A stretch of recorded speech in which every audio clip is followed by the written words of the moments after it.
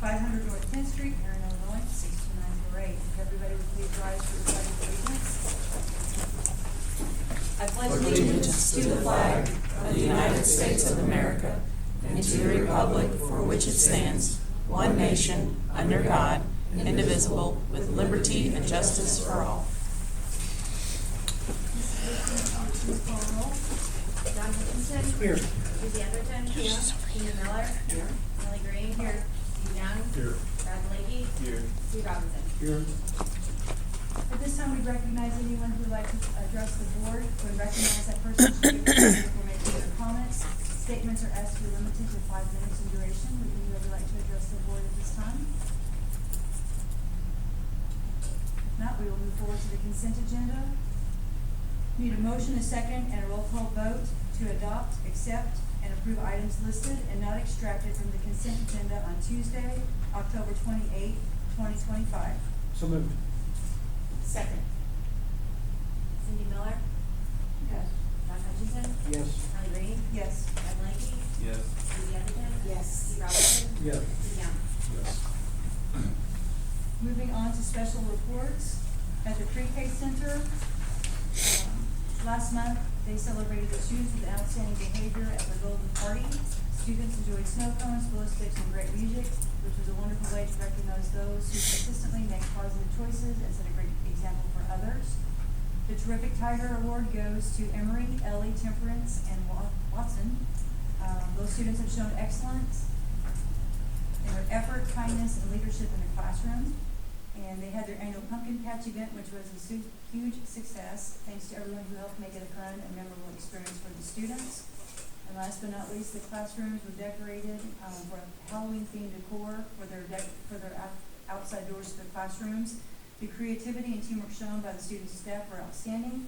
Jessica Anderson and Heather Cannon's class won, earning an ice cream and cookie party for their class, popsicles for the PM class, and then LAP's class won second place, earning cookies for their class. At Herrin Elementary, 384 students had perfect attendance for September, and that's awesome. Congratulations to the September attendance trophy winners, which are 2nd grade, Mrs. Mofield, 3rd grade, Ms. Sievers, 4th grade, Mrs. T. Geralds, 5th grade, Mrs. Watson.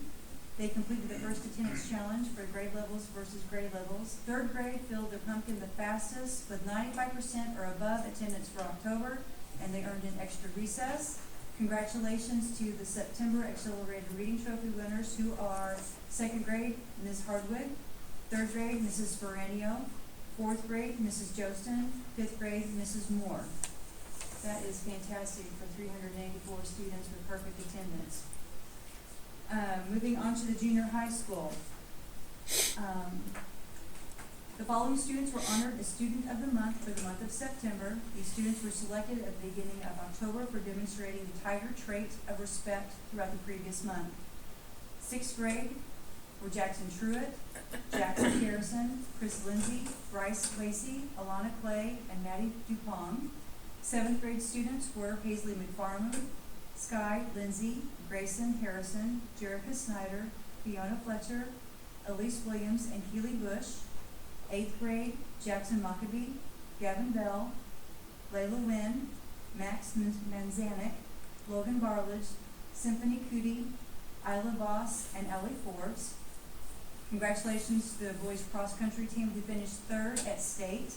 Max Manzanik finished 2nd in the boys race at state, and that's the highest individual finish for a boy, which is wonderful. And the girls cross-country team made a state appearance as well, with Matilda King finishing in the top 10 at number 9. Competitive dance traveled to Bloomington on Saturday, October 25th for the Start the Beat, the statewide solo, duet, and trio competition. Paisley Green placed 4th in junior high jazz solo. Paisley Green and Lauren Martin placed 3rd in junior high duet, and Paisley Green, Lauren Martin, and Aria Stortzum placed 1st in junior high trio. In addition to the win, the trio will be showcased at the IDTA State Finals competition in Springfield on February 14th.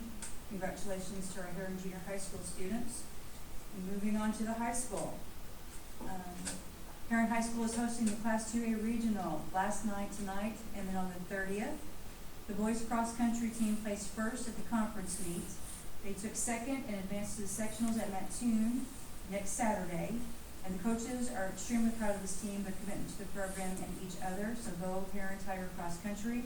The top 5 scorers were Mason King at 10th, Nolan Frost in 11th, Miles Ellett 13th, Maddox Burks in 18th, Braden Davis 24th, and the 6th and 7th runners were Sam Jolliffe at 46th and Nathan Jones with 59. The math team, fresh off the fall break, shook off the rust and looked sharp in Belleville.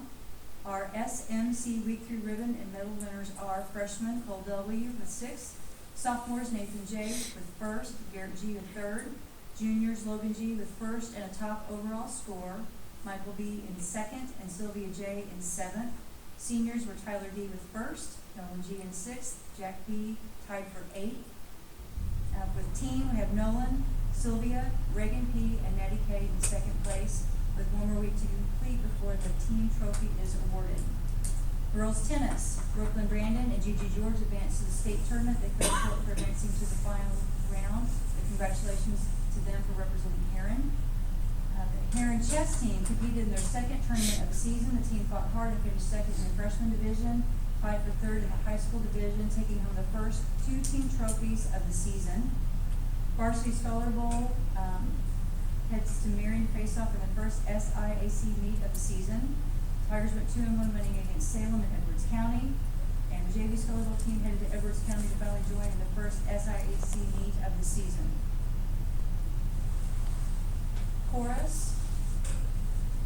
Members of the mixed chorus, Norwell Simmons and Holden Westbury, and members of the treble choir, Katie Clendenin and Caitlin Dodson, competed and were chosen in the ILMEA District 6 Festival. That concert will be held November 22nd at Belleville West High School. Passing of the Torch, held the 2nd annual Passing of the Torch event at the football complex at the last home football game. The class of 2026 met the class of 2038 at the 50-yard line to exchange gifts. Our incoming Tigers have a bright future. We celebrated with cupcakes and juice after the event. And thank you to the Herrin Family Outreach Program for helping with the event. The first family night was held on October 4th with Halloween classics on the scoreboard, snow cones, cotton candy, face painting, hot dogs, and more were all there. And thank you to the Herrin Family Outreach Program for helping with that event. And then last but not least, Fields of Faith was held at the Herrin High School with over 300 students, leaders, and community members coming together from all over Southern Illinois to worship Jesus. This program is supported by the Fellowship of Christian Athletes.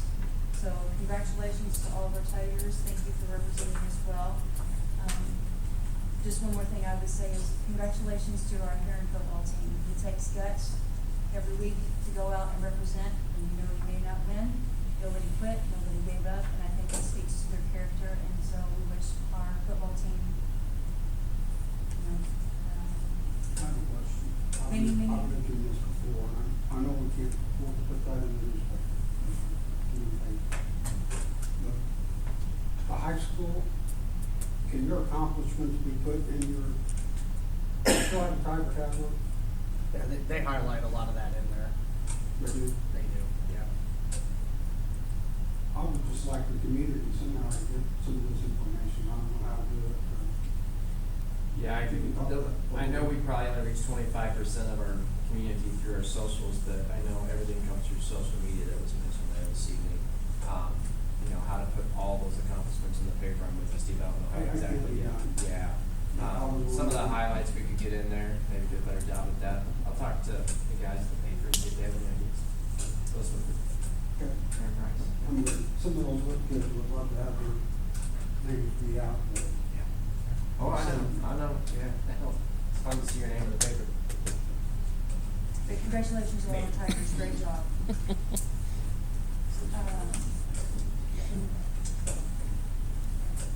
Within our packets, there was a parent-teacher conference report. Does anybody have any questions with regard to that? Now we're going to move on to new business, and Mr. Wilson is going to discuss our $19 million of bonds. Yeah, so this is the resolution we've been working towards for quite some time.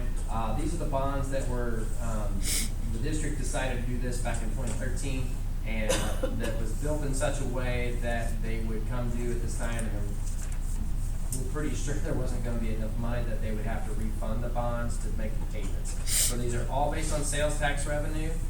This isn't a new issuance, this is a reissue. We are adding some years to the life of these bonds so that the payment gets into a position where we can make the payment annually with sales tax revenue.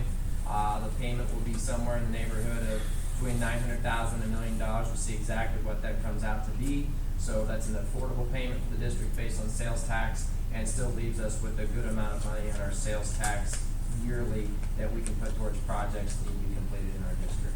So this is a reissuance of bonds, not to exceed $19 million, and that payment schedule will run us out through 2045. Is what that will run us through. They were originally planned through 2035. We're adding 10 years on to them so that we can make this payment affordable for the district. We're not adding anything new, just completely refunding them. Just refinancing the debt. Correct. Any questions or concerns with regard to the reissue? I guess my only question was, we're going 20 years now out from what we had thought about.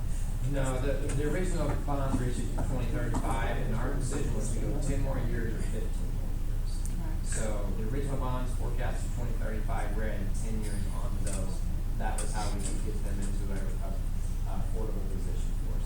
Our options as the board, Cindy, earlier were 10 and 15 years, so we're still staying in that 10-year term, yes. Any other questions for Mr. Wilson? Seeing none, I need a motion, a second, and a roll call vote to approve the resolution providing for the issue and sale of not to exceed $19 million of refunding alternate bonds of the district, providing for the pledge of certain revenues to the payment of the bonds, and providing for the levy of taxes to pay for bonds if the pledged revenues are insufficient. Kelly Green, Yes. Cindy Miller, Yes. Susie Etherton. Yes. Steve Robinson. Yes. Brad Blakey, Yes. Steve Young, Yes. Don Hutchinson.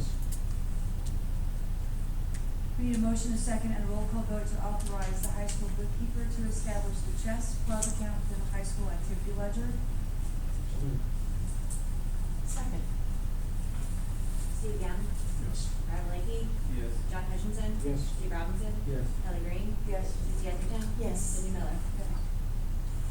At this time, we need a motion, a second, and a roll call vote to close the meeting in accordance with section 122A of the Open Meetings Act, citing the following exceptions as contained in section 122C: student discipline, consider the approval of closed minutes, discuss the appointment, employment, compensation, discipline, performance, evaluation, and dismissal of specific employees, and to discuss litigation.